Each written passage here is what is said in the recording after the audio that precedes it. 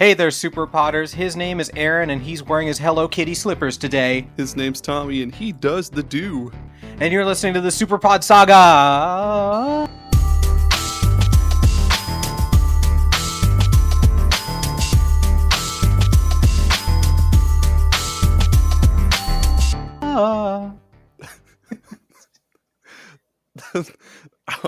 When I edit this episode, I'm going to cut that like right in the middle and then have like the end of it after the theme song.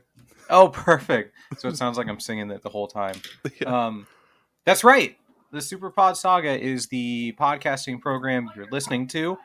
If this is your first time listening to us, this is the show where Aaron and I, and oftentimes a guest, will discuss a specific video game topic, and people listen to it for some reason. I'm happy they do. Yeah, I mean, we are the cocoa wheats of podcasts, I suppose. But yeah, people listen, so thank you. Thank you, everyone. Cocoa Wheats. Say thanks, Cocoa Wheats. Say thanks, Cocoa Wheats. Our special guest today needs no introduction because there is no special guest today. It's just Aaron and Tommy today, the SuperPod Saga Classic, the original flavor of SuperPod Saga. Tasty. It's super tasty. Plain cream of wheat as opposed to Cocoa Wheats again. I'm upset that I never got to taste New Coke because it was so bad that they went back to Coke Classic. But I was too young. When did New Coke? I'm gonna look that up. When did New Coke come out? I thought it was in the early 90s.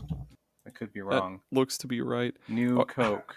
I'm looking at 1985. Holy cow! Damn.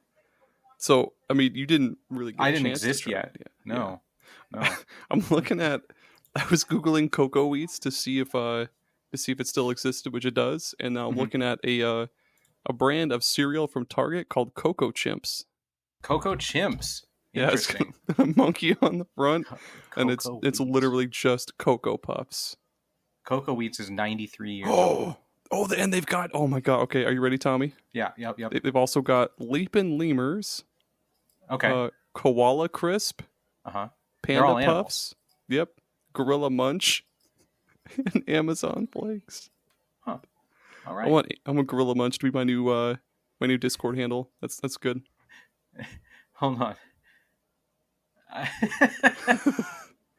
According to Wikipedia, for Cocoa Wheats, in 2005, an Indianapolis Monthly writer spent a week eating food produced in Indiana, including cocoa wheats. He wrote, "I sit down to breakfast, humming the jingle for cocoa wheats made by Little Crow in Warsaw.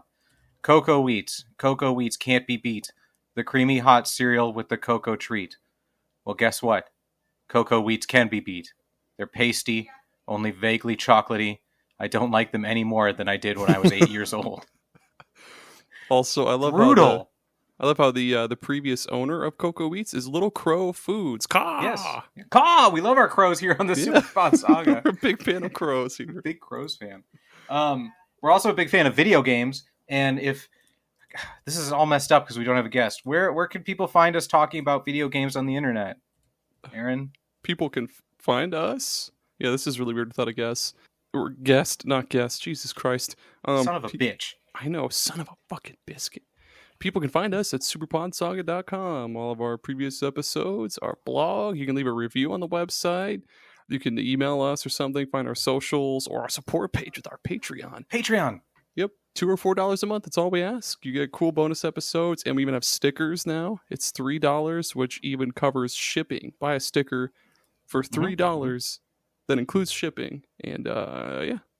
And you can get a sticker. You can put it on your laptop, put it on your fridge. You put on a turtle, put it on your wall. Yeah, or your car. Put it on the back of your hand.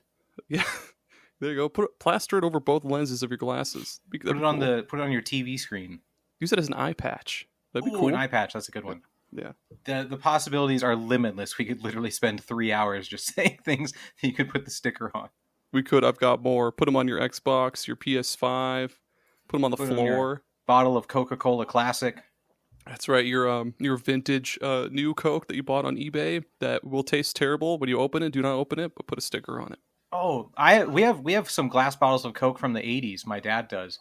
They're special editions for Iowa Hawkeyes bowl games, and I can't imagine how bad those would taste. I wouldn't chance it. You probably get really, really bad stomach rot from those motherfuckers. I bet. That's I mean, I been guess fermenting since the 80s. it's alcoholic now. Not your father's Coke. What's our topic today, Aaron? Well, we're going to talk about rare games, and I thought we'd spice it up by talking about both games made by the company Rare, the beloved video game creator, whatever, and also talking about like hard to find and valuable games. So rare and rare. Yeah, it's a double episode. We got a double trouble, toil and bubble episode. Double. Yep. Aaron, what is a double in basketball? That's what? That's a basketball term? Yes. What is a double? I'm going through the terms I know. I know traveling. That's when you move without dribbling. I know free throw. No, I don't know. A double is when you have two statistical categories above 10 points or 10. So either like 10 points and 10 rebounds or 10 steals, or those are basically the only stats. So it's two of them of at least 10 is called a double. You can also get a triple-double and sometimes a quadruple-double. Jesus Christ. I never would have guessed that. Stats! Speaking of stats, we asked our Discord users this question. Aaron said, what are some of your favorite rare games, either games made by Rare or games that are scarce and valuable? What a coincidence if that's what we're talking about today. And so we're going to read those answers, and you can go to the Discord too and type in an answer, and we will read it on the air. Caller Dracus Beast King says Sky Gunner because that is rare and Banjo. I mean, it is a rare game to find. I'm going to look that up. I think I looked that up before, and it was only like maybe $20, but hang on. Sky Gunner PS2? Sky Gunner. Oh, yeah, that is a PS2 game. I like that cover. Ooh, wait. $70, complete in box. Never mind. That is a good one. Yeah, that's pretty hard to find, apparently. Yeah, and Banjo-Kazooie is also a video game. Yeah, video game made by Rare. Great game. Great game. Oh, yeah. That was my Banjo impression. Anyway. Bachwheel, he says, favorite games made by Rare, Donkey Kong Land, Star Fox Adventures, and Diddy Kong Racing. My obvious choice for a Rare game is the Dark Spire, produced by Atlas for the Nintendo DS. I like the Dark Spire. That's a good one. Dark Spire. It's got a really cool art style. It's like one of those posters you get in like the 80s or 90s. It's like all black, but it's got like colored outlines. It reminds me of that Darkest Dungeon. Ooh, yep, I can see that. Yep. That's cool. Let's see. Bill, GNC Podcast Network, says, in terms of value, definitely the Lunar series, especially Lunar 2. As for rareware games, I'd probably say Conker. Yeah, good picks. Lunar series is, they're definitely fucking expensive. I think there's one of them got a remake for the PSP, and even that motherfucker is like $100 tops at the current moment in time. Crazy shit. Super crazy. Hey, Nomad, Retro Wildlands. He says, the original Silent Hill games, 1 through 3, are absolute horror masterpieces, and while I've never played 4, I really want to. Except they're really fucking expensive now, and that gives me a sad. Yeah, every game is so expensive now. Those are insanely fucking expensive. I think the first Silent Hill, which has not been re-released on anything, I think. Maybe like the PlayStation Store or whatever. I typed in the Silent Hill. What the fuck? What am I doing? Just the one Silent Hill. yeah. They're expensive and crazy. Aaron, you're an expert in this. Why don't game developers? I'm assuming it's like a difficult thing, but why don't they just like make these games to order? Like I can't imagine it'd be too hard for someone to say, "Hey, I'd like Silent Hill," and they're like, "Okay, let's just print it on a CD rewritable disc and ship it to them." That I don't know. I mean, Square Enix kind of has something like that on their website where you can buy like older Final Fantasy games on the website and then they'll ship it to you. And I assume that's what they do. But yeah, I don't know why. Like Konami, you think they would do it because they're all about money. Yeah. And like people would pay. Yeah, people probably would pay money for it. $20 a piece sounds pretty reasonable. Maybe 10 for like for like older games, but if you could get like the first Silent Hill for $10 or $20, I'd fucking buy it because I want to play it on my anything. I mean, even if they charged, heaven forbid, $60, you're at least still getting a new game instead of a used copy. Yep. And if they also did that, it would totally fuck up all of the prices that games are going for on eBay, which is a good thing because collector prices are fucking stupid. Yes, no one should have to pay $100 to play Silent Hill on original hardware. It's stupid. No. If my dad can burn Lethal Weapon trilogy on a CD in the 2000s, then Konami should be able to burn Metal Gear Survive onto a disc. No, I don't think that's the game anybody wants. I see where you're going. Are you sure? Going back to the Discord, Exit said, favorite rare game, Shadow Tower. Favorite rare game, Donkey Kong Country. What the fuck is Shadow Tower? I like how he wrote that. I'm assuming it's a video game. Well... Mm-hmm. Oh, it's a PS1 game. Looks spooky. This is what was we got Dark Spire and Shadow Tower. Whoa. I'm looking at a screenshot of Shadow Tower and there's just a skeleton walking down a hallway. Lots of skeleton spider. Oh, it's FromSoft. There's a mushroom man. Look at him, he's adorable. It's a FromSoft game.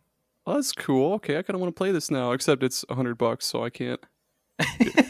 You just can't. Guess I'll have to emulate it. No, that's pirating. No, I don't care. I'll be the. Shut up. Hey, Adam, Revival and Extinction. He says, I don't know if it is considered rare, but the price for it sure is high. And that is Spider-Man: Web of Shadows. Yeah, those Spider-Man games on 360 are fucking expensive for no reason. Yeah, that's the thing that's really annoying me about this is like these aren't games that are particularly like good or sought after, but. Mm-hmm. Because it's an old game, the prices are jacked up. Oh, this one was on PS2. Oh, okay. Yeah, there's a bunch of fucking games that were on the 360 that are now. It's true. That are there's a bunch of games that are on the 360 that are now fucking super expensive for no reason. Like there's other Spider-Man games like Shattered Dimensions, I think, is one. Yeah.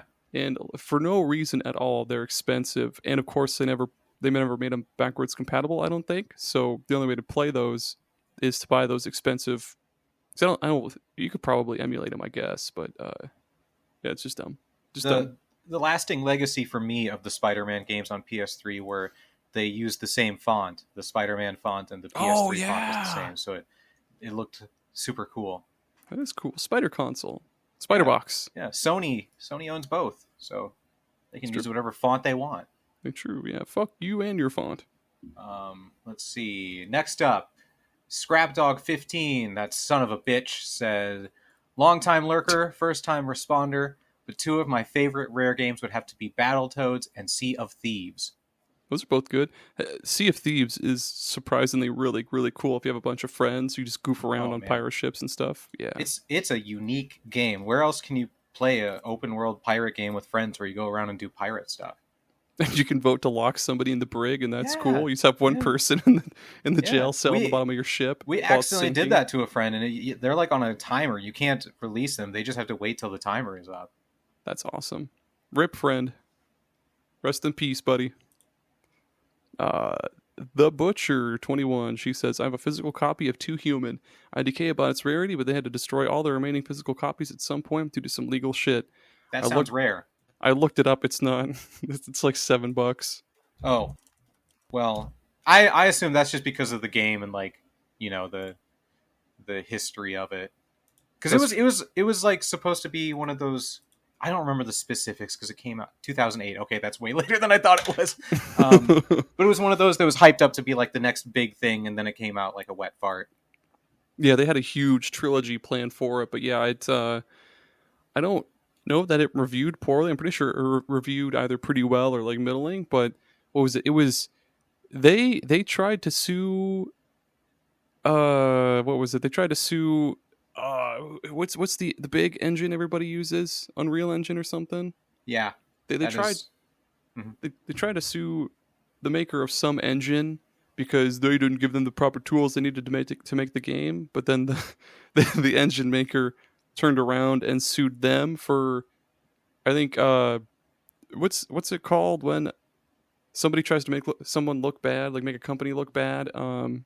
It says here Epic's countersued for copyright infringement, breach of contract, and misappropriation of trade secrets. Oh, there we go. And Epic prevailed in the lawsuit. Yep. And so they had to burn all the remaining copies of that fucking game. And yeah, all right. It says here also that the right stick was used for melee combat, so there wasn't really camera control. Yeah, it was really, really weird. They had fixed camera angles that swooped all over the fucking place. It was nuts. It was an interesting game. Interesting game. That's it, though. That's all the Discord answers. That's all of them. You listening right now should go and join the Discord and write an answer for our next question. You write an answer, like write it in there with your finger. I would love if someone sent me a letter about video games. That'd be cool. Imagine if we got like fan mail, like actual fan mail, and they sent us like, "Hey, hello, Aaron. This is your fan from overseas, and I've sent you a rare quill or something." And it's rare quill. I don't know where I was going. I was trying to think of something British, but I guess like a pound or like a British dollar. I don't know. British dollar. Yep. No. Yeah. I think that would be cool too. I would respond to every single letter if someone wanted to send me a letter because that's cool. Yeah, be our pen pals. Be our pen pals. Yeah. Do you remember when we did the pen pal thing in elementary school? I do. I don't remember who the fuck my pen pal was though. Well, mine never wrote back. I wrote. I made my letter more extravagant than reality because I was like, I want these people to think that we're in like the smallest town with like no electricity or anything. So I was like, the water in the well ran out and we're not sure what we're gonna do. No, you didn't really write that. I did, yeah. Holy shit, like we're trapped in the fucking 1800s or something. We've all contracted the bubonic plague. So I can't imagine why they didn't write back. Oh man, they were probably like this is way too much sensory overload. They crumpled it up and like tossed it in the trash, but they missed, but didn't care enough to throw it away. Yeah. I don't know who mine was. I know. I remember not putting a whole lot into it though. I'd just be like, "Hey, how are you? Hi, I'm good. I like Yu-Gi-Oh and Pokemon. Anyway, bye." And then you wait a month to get a response. I don't remember anything that they said. I think maybe they said that they also liked Pokemon or something. Because I was like the only kid in our fucking grade that liked Pokemon. If you are listening to this podcast and you were pen pals with Aaron in the 90s, you need to reach out. That's Aaron Clausen of Iowa. There cannot be another Aaron Clausen in Iowa. Yeah. Spelled the same, Klaassen. There's no way that there's another Aaron Clausen with that same spelling in Iowa. There's no fucking way. Okay, you might be surprised because I went to get my wife's ring repaired, and the guy saw my last name and was like, "Are you from Iowa?" And I'm like, "Yeah, I am." And he's like, "Oh, I knew some rankings too," and he listed them off, and I'm like, "I have no idea who those people are." They were just a different group of rankings in Iowa that are completely unrelated to me. I'm gonna look it up. Let's look it up. Let's see. Aaron Clausen, Iowa. Hold on. Oh, yep, that's me. Yep, that's my you? Facebook. All right. Okay. Ooh, official USA records. There's my old landlord. May he rest in shit. Whoa. This one's from. Oh, he's an Aaron P. Clausen. No way. Bridger, Montana. He's in his 40s. Aaron has reached 60 years of age. It's also possible to call Aaron by other names such as Aaron Clausen, Aaron B. Clausen, Aaron P. Clausen, Aaron P. Clausen, A. Clausen, and similar adaptations. Hey, good for him. Hey, Aaron P. in Montana. Message me. Hit me up. Hit him up. We need to know more. Oh, there's one in Cedar Rapids, Iowa. What? Whoa, okay. This is gross. Let's move on. Okay. Do you know how they got the name of Cedar Rapids, Iowa? No. You'd think it was because of the rapids named Cedar Rapids, but when they first went over the hill and saw the rapids, they're like, "Oh, Cedar Rapids there?" That was a joke my dad always told me. No, I get it. That's adorable. Cedar Rapids there? Oh, fuck. Speaking of jokes, let's continue the podcast. Shit. We're going to talk about rare games. And this is your topic, so you started off, Aaron. Okay. Should we reveal to the people like who's doing what, or just go? Just go. Just okay. go. They'll figure it out. They're smart. Okay. My first rare game, one that was mentioned by I think Scrap Dog, that son of a bitch. Battletoads. Hey, Battletoads, everybody. Battletoads. Yeah, Battletoads. The old NES beat 'em up. It's insanely difficult. There's way too much shit that can kill you, especially the land or not the land speeder. What is it? There's this part where you're on. Is it a hoverboard? It's like a hoverboard or like a motorbike or some shit like that. But I've never ever gotten past that level for as long as I've lived. No, it's super difficult. And yeah, Battletoads is surprisingly fun until you get to that level, and then I think they've had like 5 games so far. Battletoads. Nope, that doesn't count. There's a Game Boy one. Anything made by Tiger Electronics does not count. Yeah, Game Boy, Battletoads and Battlemaniacs, in Ragnarok's world. Crossover Holy with shit. Double Dragon. Yeah. The arcade one's pretty good. I think that one's in a rare replay. Oh yeah, and then the remake in 2020. Yeah, No one is which surprisingly I don't believe good. was received well by critics. What? I thought it was great. Yeah, average score of 66 out of 100 on PC. 72 out of 100 on Xbox. Fuck them. I thought it was wrong. They are. I thought it was fun. My only experience with playing Battletoads was playing it on a website in college and not being able to get very far at all. And I was like, well, it must just be because this is on the internet. It wasn't even like a downloaded ROM. It was just like on a website. Oh yeah, my previous job. Well, yeah, my previous job. I did customer support for Xbox Network shit. Yeah, there was a website you could go to. It was like a JavaScript NES emulator, and I played a lot of Tetris, and I played a lot of Contra, and it fucking ruled. You used to be able to do cool stuff on the internet. I mean, you kind of still can. It's not the same, Aaron. What do you mean? Like, did you use Stumble Upon in college? I don't know what that is. I'm gonna look it up though. It doesn't exist anymore. It was a button you could just, it had a big list of things, and you'd click the things that you'd like, and you just hit the stumble button, and it bring you to a random website related to your interests. And there was so much cool stuff on the internet back in the day. There were just dumb little websites that did single things, and now That's everything's lame. I mean, everything's ads, Aaron. I mean, you have the random page button in Wikipedia, so that's kind of cool. You can do, what's that game people play? It's like 20 Ways from Hitler or something like that, or 20 Shades of Hitler, where you just keep going from like random page, or you go to a random page, and then you try to find some link to like Hitler or whatever, and like try to get to Hitler in like 20 pages or something like that. Yeah, that's what the internet's come to, that we need to play 20 Shades of Hitler and have fun with it. Battletoads, though. Rash, Pimple, and Zitz. Was that their names? Yeah, Rash, Pimple, and Zitz. Oh, those are good names. I think it was... Yeah, Rash is the leader. He got a...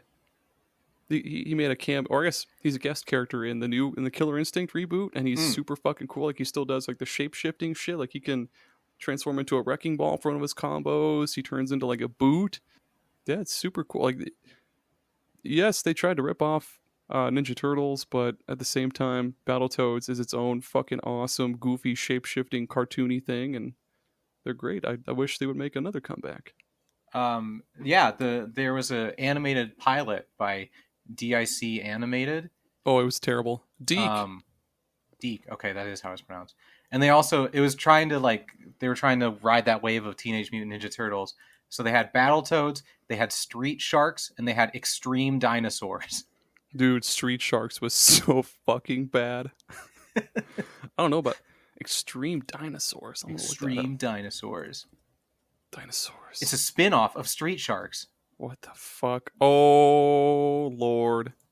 Oh, that's cool. Not just dinosaurs. This one's just dinosaurs. This one's just... It's just a pterodactyl with like a scuba tank on him. What the fuck? Oh, I love their names. Listen to these names. There's 2 groups: the Extreme Dinosaurs, the Raptors. Oh, there's more groups. Okay, T-Bone, Spike, Stegs with a Z, Bullseye, hard rock. with a Z. The Raptors were bad rap. Hacks with 2X. And Spitter. Spitter was voiced by Terry Clausen. I don't know who that is. Oh! Whoa! He's got to be related to you. No, he's got spelled one less differently, A. isn't it? Yeah, one less A. Yeah. Still, though, he probably just didn't want people to get confused. Oh, dude, in the Quadranians, there's Argor Zardock, who is also voiced by Terry Clausen. And then there's Shedra Bodzak. Other villains, Gort, voiced by Terry Clausen. John Rathbone. Oh my god, dude, Porcupine Duval. This is great. Great show. Porcupine Duval. How many seasons are there of this? One season. 52 episodes? Yeah. Holy shit. That's amazing. Hey, Battletoads, though. That's all I had for Battletoads. Battletoads. I wonder if they're going to make another one. I don't know if we see a new Battletoads for like another decade. Yeah, I doubt it. It took us this long to get the remake in 2020, but yeah. What I've got is rare games in the sense that there are few of them, or they're valuable, or some other things that I decided. And I am excited to talk about some of these games because this is going to be a fun time. Let me find my first note while I do this. While I'm looking, Aaron, when it comes to buying a game, digital or physical, what is your thought process when it comes into the price? If it's way just exponentially cheaper to buy digital, I'll do that. But if there's like maybe a $5-10 price difference between physical and digital, like I'll probably go physical. But yeah.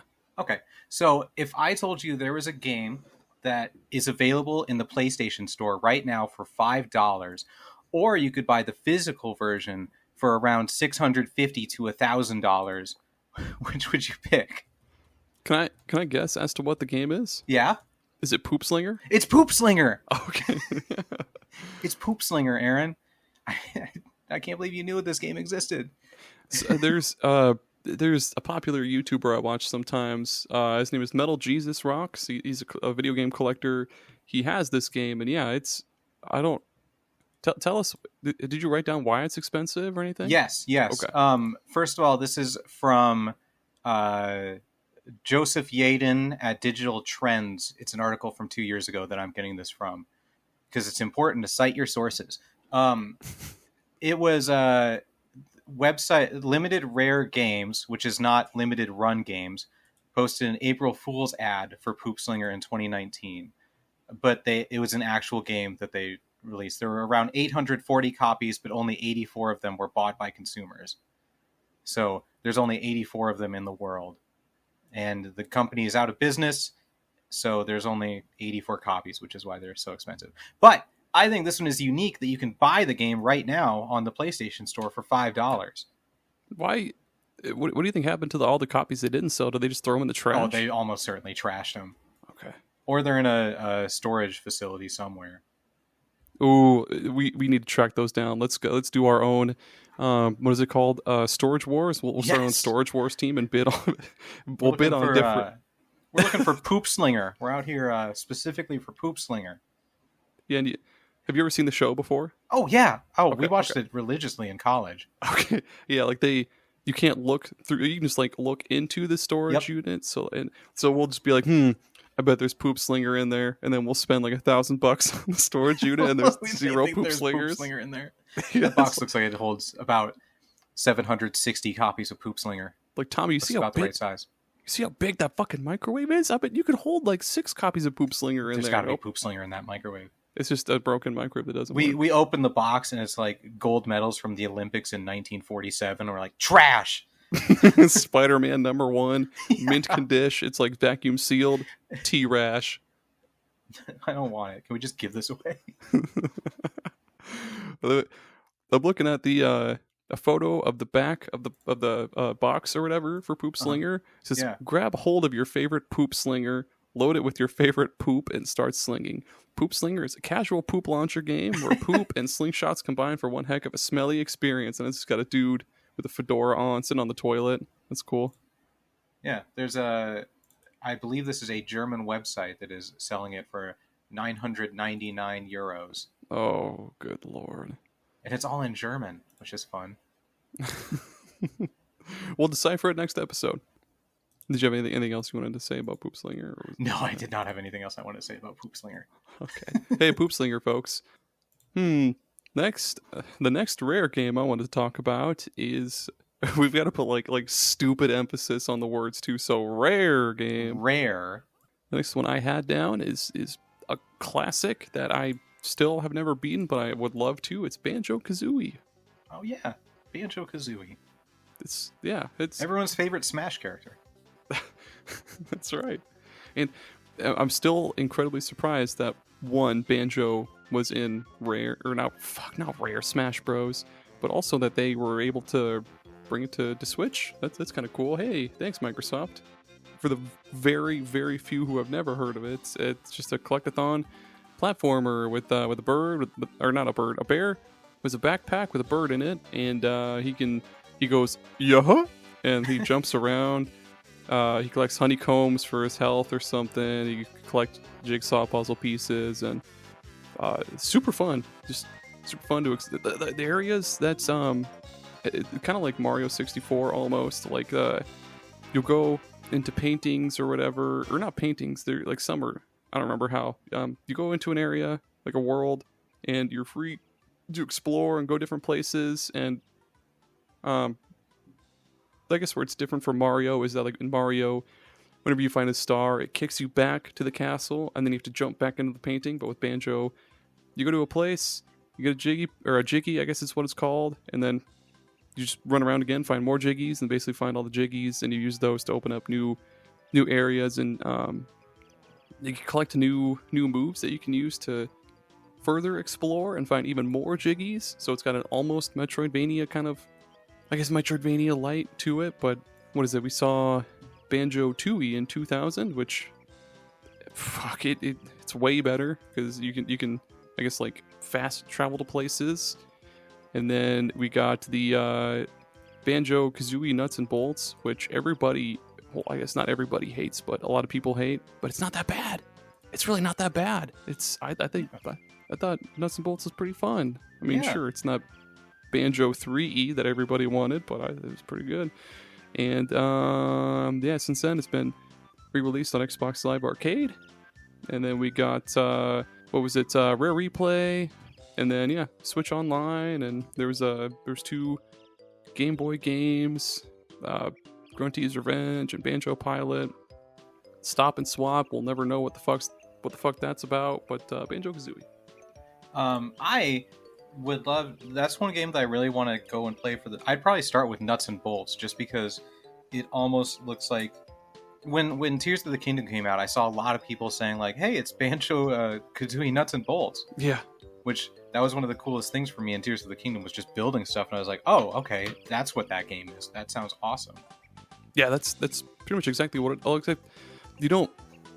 Because in Tears of the Kingdom, you can build like anything, but in Nuts and Bolts, it's basically about like making cars and like vehicles and shit to get around. So you can make like rocket cars or like super monster trucks and shit like that. But it's great. There's lots of exploration too. If you can find a way to get on top of like houses and shit to get inside and find jiggies, and I don't know why I mentioned like breaking and entering it with Banjo-Kazooie, but yeah, it's great. So next question, obviously, when do we get a new Banjo-Kazooie game? Fuck, I don't know. I feel like people have been asking for it for so long, and I feel like it'd be tough to live up to how good Banjo-Tooie was, but fuck, I guess if we got a Battletoads remake, we could probably get a Banjo-Kazooie remake or Banjo-Tooie follow-up or something. Imagine everything you love about Banjo-Kazooie, but it looks way less shittier. Like, it doesn't look like N64 anymore. It looks like gorgeous, whatever, 1080p, whatever, 4K, I don't give a damn. That'd be cool. Here's an interesting thing. I don't want to get ahead of ourselves, but okay. The last Viva Pinata game and the last Banjo-Kazooie game both came out in 2008. Holy shit. Trouble in Paradise and Nuts and Bolts came out the same year. Shout out to the Viva Pinata, which I didn't put on this list because I talked about it on our underrated games episode. But Viva Pinata is good. Yeah, also a good game. Another game that I wouldn't mind seeing a comeback to. There's a lot of rare games that like could totally have continuations, and instead they really haven't made much in the last decade. There's a couple I'm going to talk about that that definitely there's a real deep cut too. So it's not the next one though. But yeah. Speaking of deep cuts, the next game on my list of rare games is a game that you might not expect. NBA Elite 11. Do you know anything about NBA Elite 11, Aaron? I do not know. Okay, so let me give you some backstory on basketball video games. There are essentially two big players in it. It's EA Sports' NBA Live series and 2K's NBA 2K series. NBA Live started in 1994 and 2K joined in 99 or 2000. I don't remember which year that came out. And they were kind of like battling back and forth while Madden was like purchased. The NFL license was bought by EA and the baseball license was bought by 2K. NBA has always had two games vying for that top position, which is like the dream, right? Because then they have to compete against each other. Mm-hmm. Up until NBA Live 10, after that they were going to do a reset of the series and they were going to call it NBA Elite 11 instead of NBA Elite. Live. Yes. And they developed the game and they released a demo and it was extremely poorly received. Like glitches galore, like unplayable, complete, like in ways unplayable where you couldn't even play the game. So EA made the decision to cancel the game outright, right then and there after the demo was so poorly received. But there were around 11 copies of the game that still went out to the press or were given out in some other ways. And so there are only 11 copies that exist in the world somehow. Oh my God. And this is also from Joseph Yaden at Digital Trends that I got this information from. And boy, that really started the end of the NBA Live series. They went back to... They didn't do anything for 2 years and then released NBA Live 14, 15, 16. No 17. Then they did 18 and 19 and then they canceled it after that. And the series is dead now. God damn. And NBA 2K is stronger than ever. It's a juggernaut. How much does the game go for, NBA Elite 11? Let's see. In 2011, a copy sold for $1,500. In 2012, there was a sale for $817. Oh, man. For a basketball game, you wouldn't expect one of those yearly sports games to be a rare, expensive game. And it's bad, isn't it? Yeah, that too. Yeah, it's unplayable. That's something. I mean, I guess for collectors, it's cool to say, hey, I have a game that has only 11 copies in existence. But at the same time, I wouldn't want to pay $800 for something I'm not going to play. Man. Yeah. Wild stuff. Not to say that collectors are wrong, because that's, I mean, it'd be cool to have something that only 11, maybe 11 other people have. That's something I struggle with so hard sometimes, is like the value of things. Mm-hmm. Like whenever I think about getting into Magic the Gathering, I'm like, do I really want to spend money on what is essentially a piece of cardboard? Oh, dude, and cards are so expensive now. Yeah. We just went grocery shopping yesterday, and one pack of Yu-Gi-Oh cards is $7.99. That shit used to be $3.99 back when I was like 11 or something. Yeah, it's crazy. And again, it's just a piece of cardboard that looks cool. Yeah. Yep, exactly. We humans are weird. Unless you get the one ring, which sold for like $1 million or whatever. Oh man, don't even get me started on that. When they had that, I was like, this is fun. I'm gonna buy some packs and see if I can get it. Right? So I bought some packs, didn't get it, and then I like looked it up, and they weren't in the regular packs. They were only in the super special edition boxes, which retailed for $300 plus. Ooh, that's gross. And of course, those were then being sold unopened for $1,000+. Jesus Christ. Yeah, it took like what would have been a fun idea and just ruined it. Fuck. The only, I guess, like possibly rare thing that I'm proud to own. I mean, yeah, I think we've talked about this before. Yokai Watch 3 sold. Yep. I want to know. Let's see how many copies that sold first. Currently, it's going for like complete in box about $361. I can't imagine very many people bought it because it was like it was like right when they were phasing out the 3DS. They were like, nope, no more. The Yokai Watch 3 is apparently hard as fuck to find, but I have one because I pre-ordered it because I was simp for Yokai Watch. This is different in a way, but I also like to think about the rarity of consoles too, because no one's going to make any more consoles, and those are just going to break over time. Like games will get scratched up and stuff and used, but in general, those will work as the years go on. But consoles, those are going to break down and just be broken. Yeah, there's a lot of consoles that like the Sega Saturn in particular. That one, they say that the laser in it that reads the disc, they say that that's super hard to repair, and there's like very few parts available for it. So that one, like if the laser does go out on it, it's just like, well, I have a paperweight now, and that kind of sucks too. But here's another cool rare game. This one was also on Rare Replay. It's Snake, Rattle, and Roll for the NES, and I guess also the Mega Drive / Genesis. Snake, Rattle, and Roll. Yeah, it's got a cool little theme song that went with it in the Rare Replay. It was like yeah,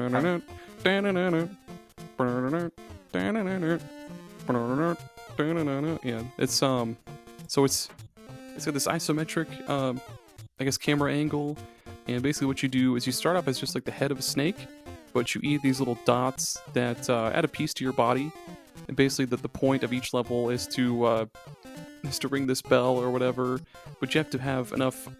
You have to be heavy enough to ring the bell, so you have to have enough parts of your body to do it. And by the way, the things that you eat are called nibbly pibblies. According to Wikipedia.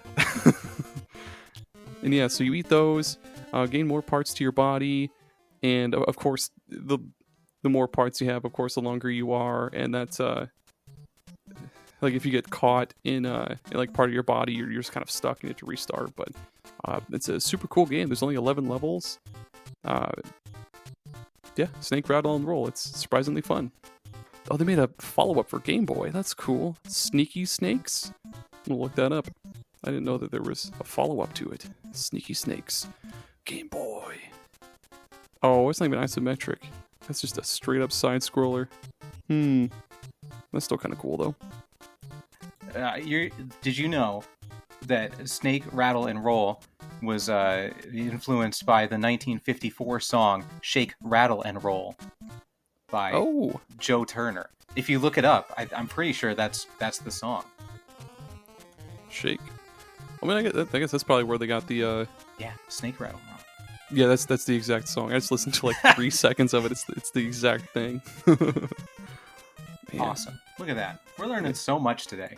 Yeah, we are. Nibbly Pibblies are cool, too. No one ever said the SuperPod Saga isn't an educational podcast, because it is. Yeah. Hey, thanks. Thanks. Rare and expensive games. We didn't... I did... Okay, I'm on the Wikipedia page for all of the Rare games. I had no idea they made so many games. Like, in my head was just Banjo-Kazooie, Viva Pinata, Sea of Thieves... like those kinds of things, but they have like a few dozen games. Yeah, there's a lot of really surprising ones, like WWF WrestleMania. I never would have guessed that they worked on that. Or California games. I've played California games. Jeopardy? Yeah, I had no idea about that. Wheel of Fortune. They did a lot of those. Holy shit. Double Dare. Hollywood Squares. Oh my god. Narc. Time Lord. Digger T Rock. Oh, hey, yeah. Yep, there's Sneaky Snakes, the follow-up to Snake, Rattle, and Roll. Why are there so many Beetlejuice games, dude? Calm down with the Beetlejuice. Holy shit. People loved Beetlejuice in the 90s. I guess. It had that cool Cartoon Network show. Did you know they're making a new movie? That's okay, cool. Me too. Cool. All right. Hey, you want to hear about some more rare video games? Yeah. Speaking of rare video games... All right. Jesus Christ. This one I got from author Nathan Sharp from thegamer.com. It's an article from 2021. Do you know the game? Oh shoot! I was on the wrong thing in my page. Let me scroll again. Still scrolling. Mm-hmm. It's not this one. It's not that one. Yeah, it's not this one. It's okay. ClayFighters. Have you ever played ClayFighters? I have not, but I've heard of it. Or I guess it's ClayFighter. I want to talk about this one because it is genuinely a type of rare game that will never exist again. There was a version of ClayFighter called ClayFighter Sculptor's Cut that was sold exclusively in Blockbusters. It had a new intro sequence, a brand new story mode, and 4 exclusive characters. Only in the Blockbuster edition. Oh my god. A sealed copy can run upwards $6,400. Holy shit. $6,400, you said? Yeah. And this is another one where everyone agreed that the game was bad. They, that had Earthworm Jim also, didn't it? Yeah, it had Earthworm Jim, okay. I remember seeing this game as a kid and being like, this is the best looking video game I've ever seen. Because it used claymation instead of graphics or whatever. And it looked real.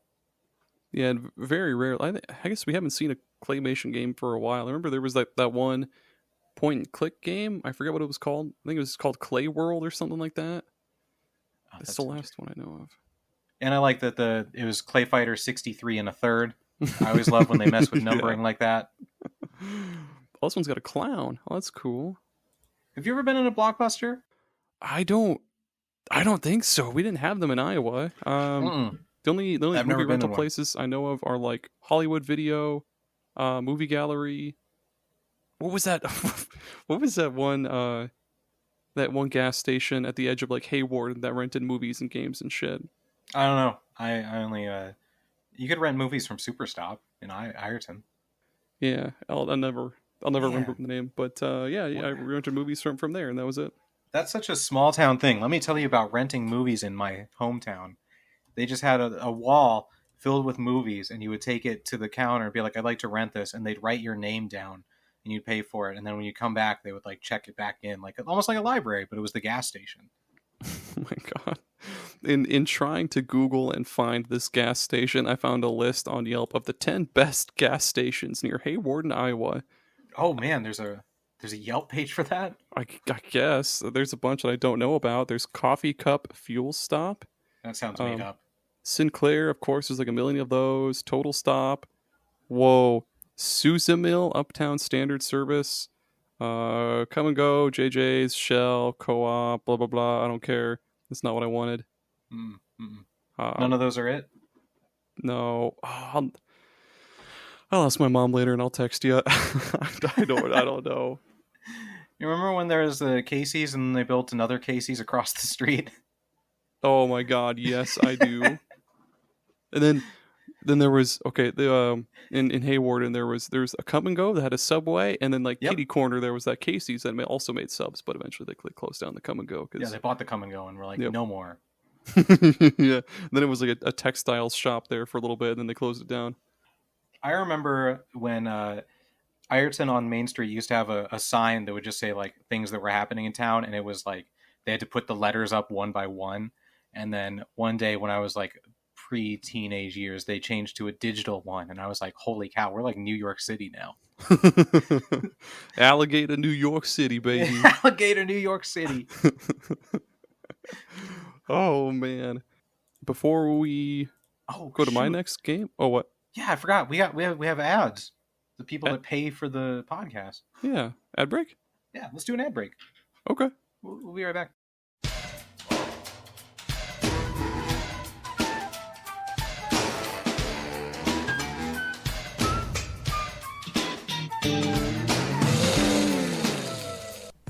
Hey, what's up, Super Podders? Tommy here. I just want to give a big shout out to our patrons. They are all wonderful, stand-up fellows.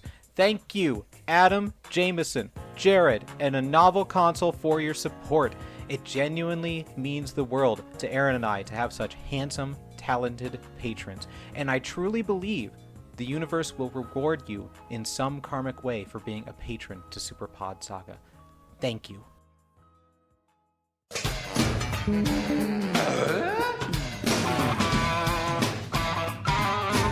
If you're a fan of coffee and you're looking for something different, I think we've got just the thing for you. That's Bones Coffee. Bones Coffee is not your usual coffee company. Of course, it's all sugar-free, gluten-free, all that stuff, because it's just coffee, nothing added to it. But they roast each batch of coffee beans to your order, and they've got just a bazillion different flavors to choose from. They've got your usual French vanilla, salted caramel, they've got Irish cream, of course they've got decaf, single origin coffees like Kenya, Guatemala, stuff like that, even what they call high voltage, which is extra strength, extra caffeine. But they have all sorts of other awesome kind of out of the box flavors. They've got ones like cotton candy, maple bacon, and even mint chocolate chip ice cream. And they're always coming up with new crossover flavors, like they've done a bunch for Nightmare Before Christmas, Indiana Jones, even Spider-Man, of all things. And they're also coming up with new seasonal flavors all the time. If this sounds right up your alley, feel free to use the link in our episode description and use coupon code SuperPod Saga at checkout to get 20% off your order. That's SuperPod Saga at checkout to get 20% off your order. And if you're not just in the market for coffee, you can also get some sweet mugs. They've got lots of cool shirts. They've got all sorts of different brewing equipment like French presses, stuff like that. Just head on over to bonescoffee.com, or again, use the link in our episode description and get 20% off. Get yourself a new interesting flavor and spice up your morning routine with Bones Coffee. I really hope you enjoy. I'm a really big fan of it, and I hope you find one that really hooks you. Thank you so much for listening. Have a good one.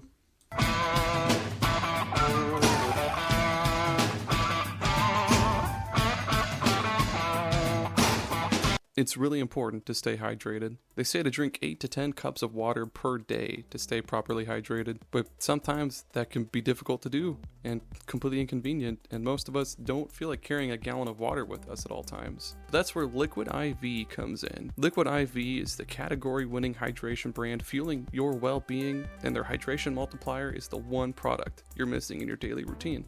In just one stick, you get 5 essential vitamins and 2 times faster hydration than water alone.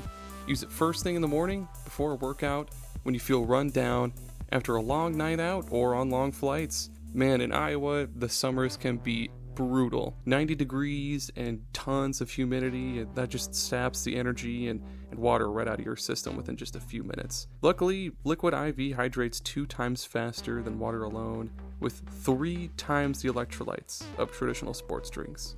It's very important to replace those electrolytes, you know? And I just love how quick and easy it is to use Liquid IV. You just get one packet and a bottle of water, and you just pour that packet into the bottle of water, shake the heck out of it, and bam, you are good to go. Since using Liquid IV, I felt way more alert, active, and just plain better versus drinking water alone. My favorite flavors to go to are the Yuzu Pineapple Energy Multiplier and the Tropical Punch Hydration Multiplier. I can't get enough of those ones. And what makes them even better is, like I mentioned earlier, they're packed with 5 essential vitamins like B3, B5, B6, B12, and vitamin C. And again, 3 times the electrolytes of traditional sports drinks. And they're non-GMO and free from gluten, dairy, and soy, which is just great. So you can get 20% off when you go to liquidiv.com and use code SuperPodSaga at checkout. That's 20% off anything when you shop Better Hydration today using promo code SuperPodSaga, SuperPodSaga at liquidiv.com. You have a great one, superstars.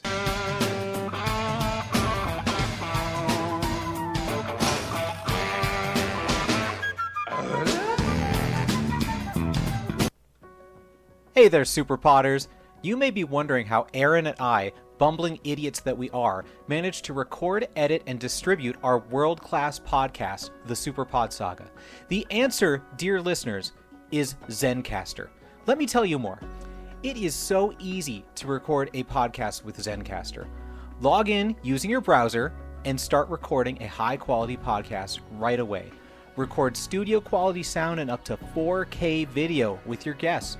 Feel a sense of zen, knowing Zencastr's multi-layered backups ensure you always have your recordings in the highest quality, even if the connection is unstable.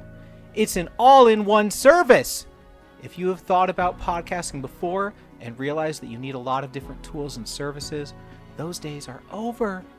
With Zencastr's all-in-one podcasting platform, you can create your podcast all in one place and distribute it to Spotify, Apple, and other major destinations.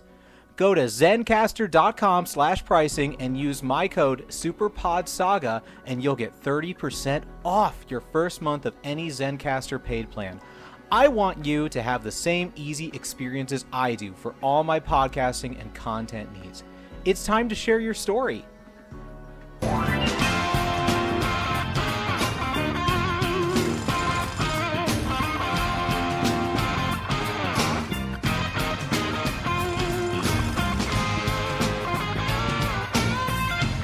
Do you have one, or do you want me to do one? I have one, but it's probably dumb. Okay, I want you to choose. You jot it down, and I want you to jotted. Okay. Choose number 1 or number 2. 2. 2. Okay. Coming this fall to theaters in 2025.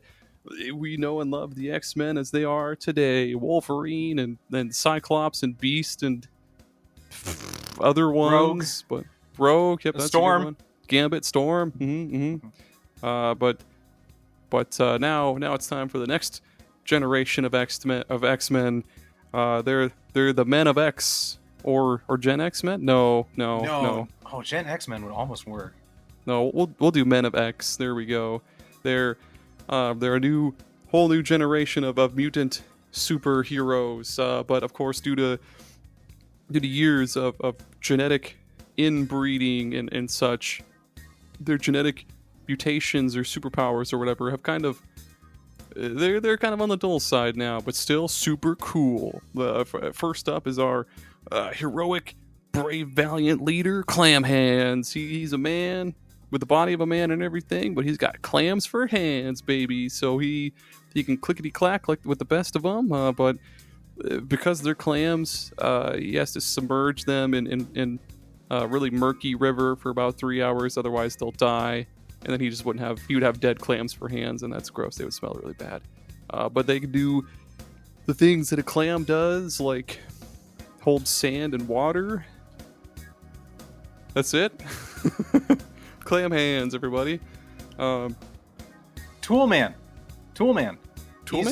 Instead of having the claws come out of his knuckles, it's 2 different screwdrivers. On the left is the plus one, and on the right hand it's the minus. It's Toolman. Brilliant. Oh, and another one could be like an Allen wrench, like those little ones. Yep. That's good. That one comes out of his feet.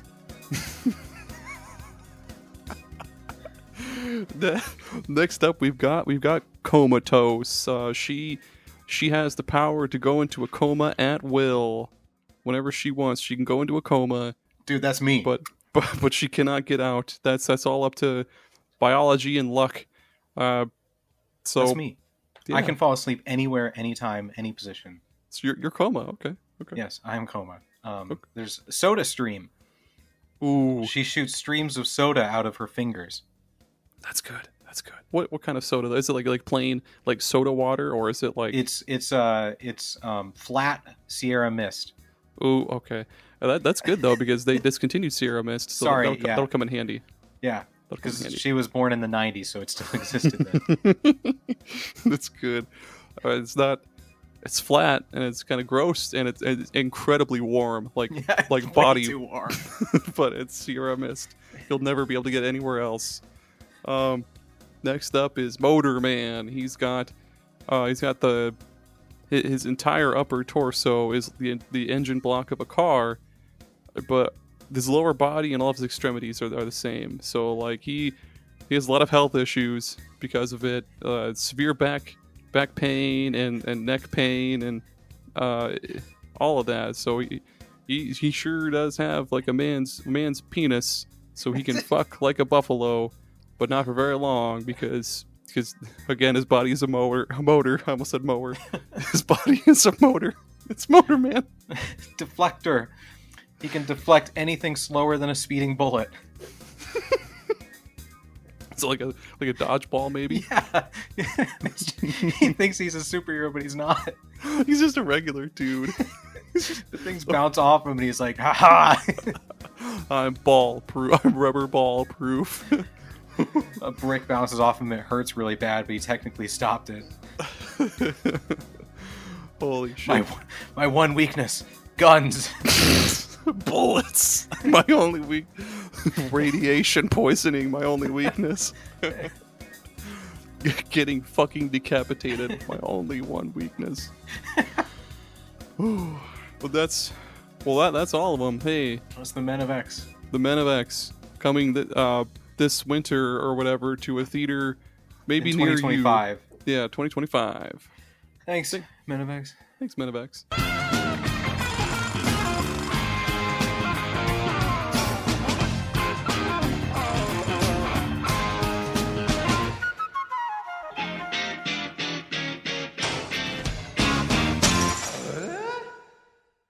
We're back. Welcome back. Hello, we're back. Whose turn is it? I think mine, yeah, because you talked about ClayFighter. Yeah. Okay. Fuck. We'll go with Killer Instinct. I don't think the remake was made by Rare though, because that was all Microsoft and I think Double Helix or whatever. But Yep. yeah, the first few Killer Instincts were still super good, way ahead of their time. Well, I guess not ahead of their time. People loved them, but They were right in their time. they were exactly in their time. They had really fucking cool characters too. What I love about, or what makes me really love certain fighting games is how like original the characters are. Because like sometimes I get bored of games that just have just people fighting. Like sometimes I want a fucking werewolf or like a robot or a man made of ice or a man made of fire, like, or a raptor for fuck's sakes, Riptor. Yeah.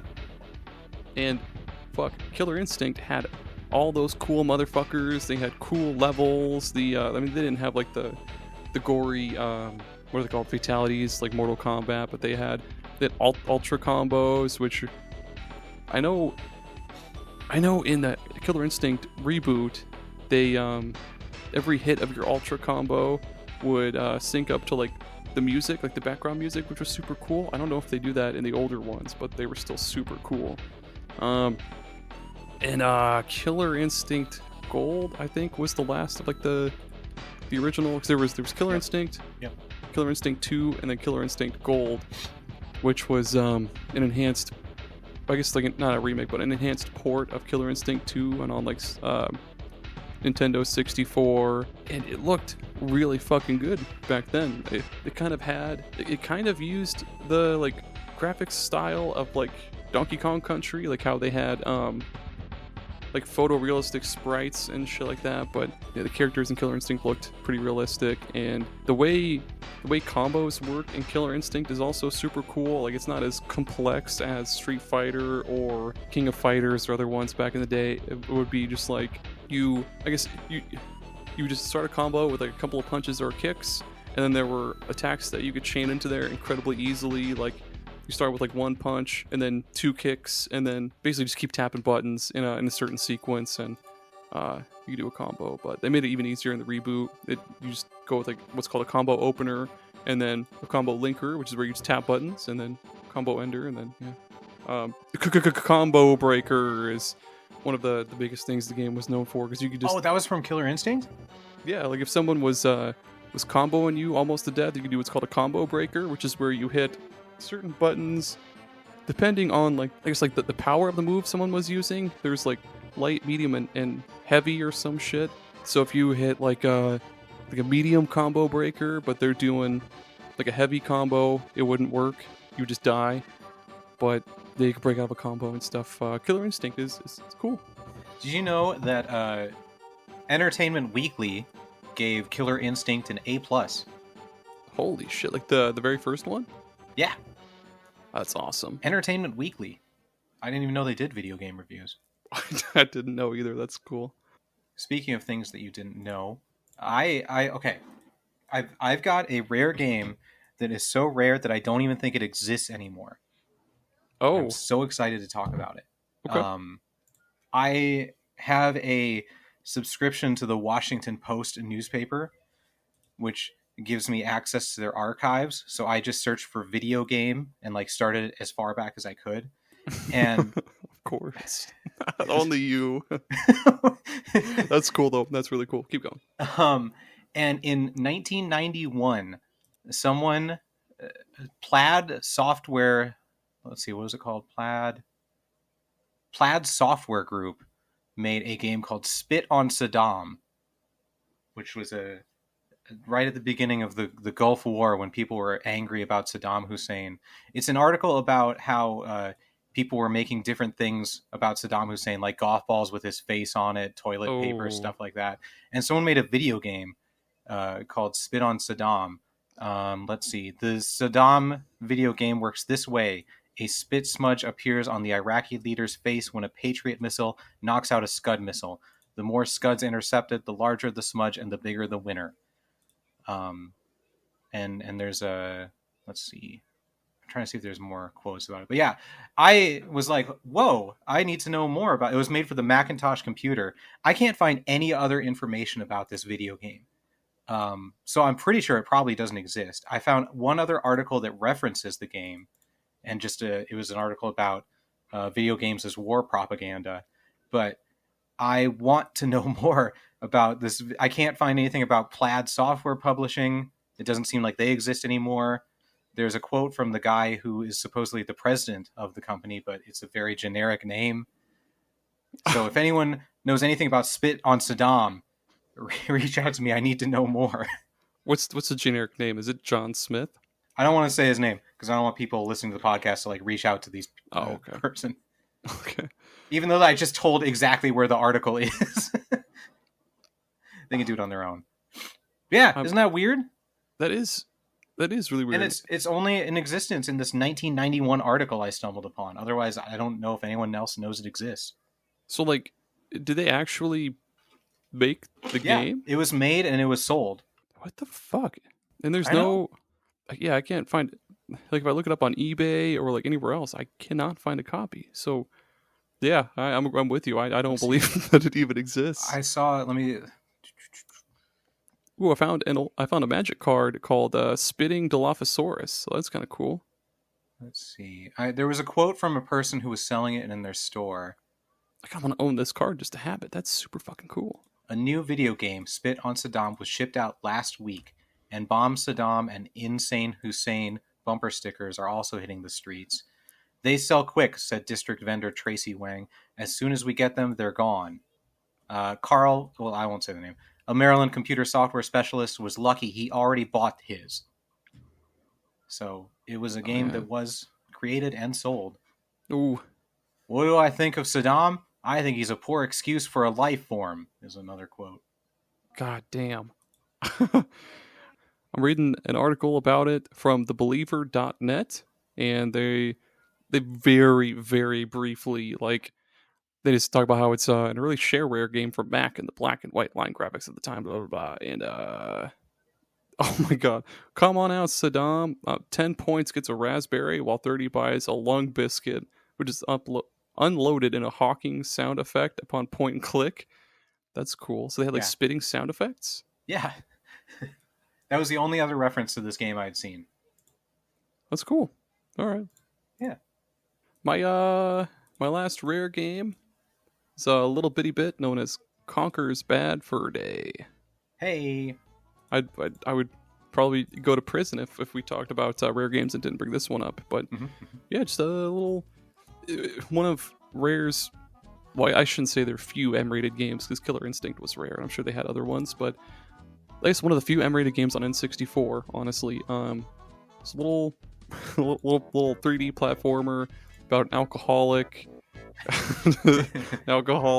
red squirrel who's what is he trying to do? I know, like, one of the driving points of the game is that there's this, like, King Panther who wants to capture Conker because he is the exact height. So the King Panther has this fucking table beside his throne holding his glass of milk, but the table is missing a leg. So he wants to capture Conker to use as the leg of his table so he doesn't spill his milk. Oh. And Conker just goes around. He collects chocolate to refill his health. I forget what the fuck, like, his, I guess, big thing was, but it did a lot of had a lot of pop culture references in there. Like, there were a bunch of the Matrix references. There was Oh my god, there was that sunflower with the huge knockers. There was there was the Great Mighty Pooh. That was cool. And one of the best parts of the game is what is it? Like in the beginning of the game, after Conker gets like fucking blackout drunk, like blackout wasted, you can press the B button to drink an Alka-Seltzer. Oh, and then he talks to this like foul-mouthed scarecrow who points you in like the direction you need to go or something. He's like, "What the fuck do you want? Go the fuck over there," or something. And then it was remade for the original Xbox, and Yes. they censored it a lot, but it looks really fucking good. And it's even got like an online multiplayer, which isn't really the best, but also Conker's weapon of choice is this like baseball bat that has a shit ton of like nails and screws in it, so that's super cool. I think later on you get like a frying pan or something, but you also get guns later on too, but you'll always have that baseball bat with nails in it, and that's super cool. I have a few things to say about Conker's Bad Fur Day. Mhm. When the first one came out, when was that? That was 2001? Oh, I thought it was earlier than that. So let's see, we were 10 or 11 at the time. Or actually, he got the first one was Conker's Pocket Tales for the Game Boy Color in '99. That doesn't count. Okay. I remember seeing all the, like on the Tech TV G4 channels about how it was all violence and swearing and stuff, and I was like, oh, I don't like that at all. I don't want that in my video games. And I was like, that's a bad game for bad people. Oh, if you hate that, there's a part where I forget what what like the goal is, but there's a part where you have to feed this cow prune juice, so it has like massive diarrhea and fills up this like sewer with diarrhea for something I forget, but cow diarrhea.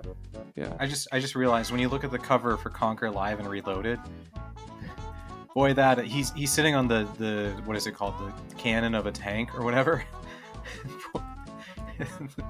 The girl's touching it in a very suggestive way.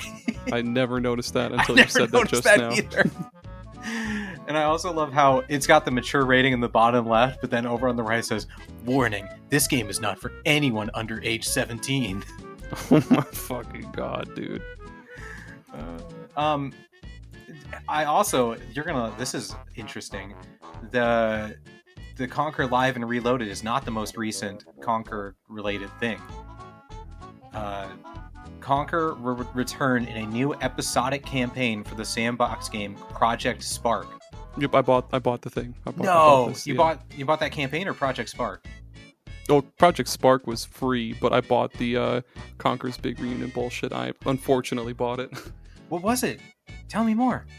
So yeah, like you said, Project Spark, it's like a big basically in Project Spark, you can make your own game. This is like RPG Maker kind of, but you can make your own little game and you can program shit to do shit. But Conker's Big Reunion, it had this kind of pre-made little, I guess, campaign or like adventure you could run through with Conker, but it was super fucking short. But you could basically just make your own little Conker game, and that's it. Huh. Oh, that's not stupid. That's stupid, right? The video for Linkin Park's "Guilty All the Same" was made using Project Spark. Oh my god. Fun fact. Have you ever seen screenshots or anything of the Conker Live and Reloaded for Xbox? It looks it's so detailed for an original. I mean, original Xbox was pretty detailed, had pretty detailed games. But that it looks, fur is impressive. Yeah, or the bees, like the little fuzz on the bees and shit. Yeah. It's surprisingly good looking for an Xbox game. Then Conker in like the big reunion was not at all detailed. I mean, I guess it was detailed, but it wasn't as like fuzzy or anything like that. Do we ever get a new Conker game? They tried. There was one they were going to make for, I think, the 360. Let me see if I can find it. It was some like it was like medieval or some shit like that. Cancelled. Conker game. Conker's Other Bad Fur Day, I guess. I swear to God, there was another one. It was Other like Bad Fur Day. That's a great name. Yeah, I swear to God, there was another one too. But yeah, they were going to make another one, but it got canceled for whatever reason. Classic. My last rare video game. Speaking of classic, just wait till you hear this one. Have you heard of a game called Pepsi Invaders?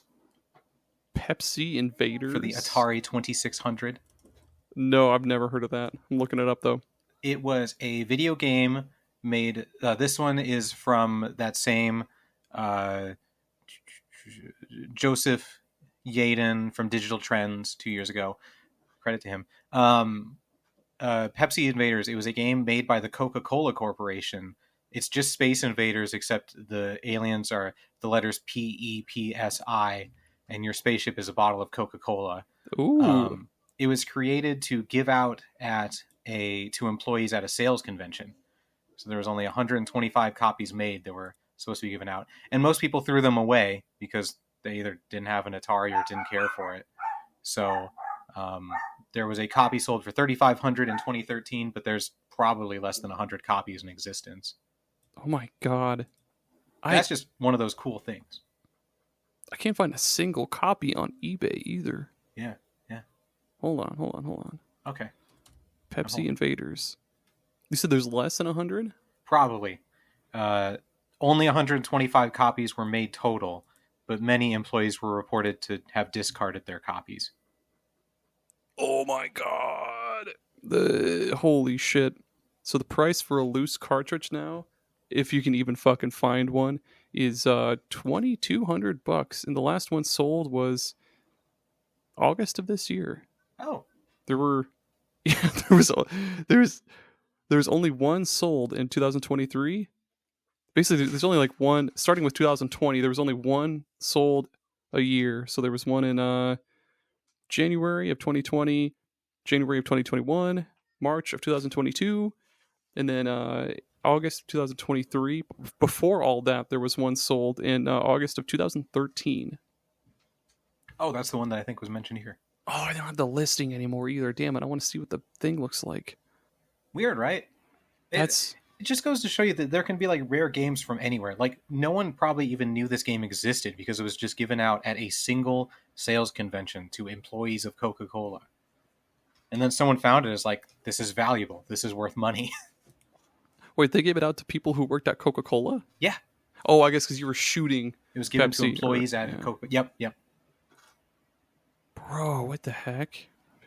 And they just threw it away.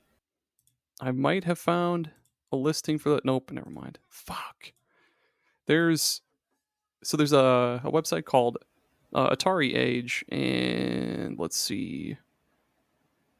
Yeah, this person has a legit Coke Wins Pepsi Invaders cart, and oh my god.